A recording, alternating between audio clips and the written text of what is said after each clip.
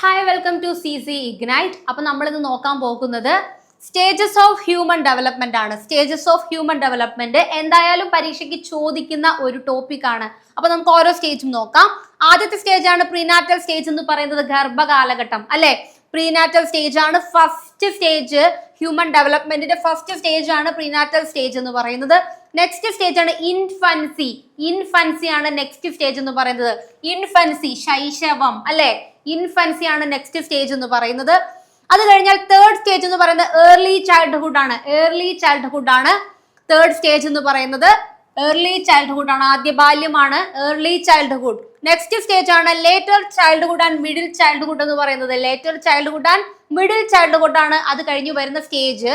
Next stage Adolescence ആണ്. Fifth stage ആയിട്ട് വരുന്നത് അഡോളസെൻസ് ആണ്. അഡോളസെൻസ് ആണ്.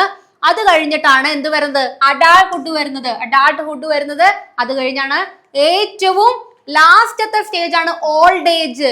ഓൾഡ് ഏജ് ലാസ്റ്റ് സ്റ്റേജ് ആണ് ഓൾഡ് ഏജ്. അപ്പൊ പ്രീനാറ്റൽ സ്റ്റേജ് തുടങ്ങി ഓൾഡ് ഏജിൽ വന്ന് അവസാനിക്കാണല്ലേ. അപ്പൊ സ്റ്റേജസ് ഓഫ് ഹ്യൂമൻ ഡെവലപ്മെന്റ് ആണ് നമ്മൾ ഇപ്പൊ ഈ ഒരു വീഡിയോയിൽ നോക്കിയത്. ഈ ഒരു ടോപ്പിക് ബേസ് ചെയ്തിട്ടൊരു ഫുൾ വീഡിയോ, ഈ ഒരു ടോപ്പിക് മൊത്തത്തിൽ പറഞ്ഞുകൊണ്ടുള്ള ഒരു ഫുൾ വീഡിയോ നമ്മളുടെ ചാനലിൽ കിടക്കുന്നുണ്ട്. ഇപ്പൊ വളരെ ക്ലിയർ ആയിട്ട് സിമ്പിൾ ആയിട്ടാണ് ആ ഒരു ക്ലാസ് തന്നേക്കുന്നത്. അപ്പൊ എല്ലാവരും അതുവഴി കാണുക. ഈ ഒരു ക്ലാസ് എല്ലാവർക്കും ഇഷ്ടപ്പെട്ടു എന്ന് വിചാരിക്കുന്നു. വേറൊരു ടോപ്പിക്കായിട്ട് നമുക്ക് വീണ്ടും കാണാം. Thank you.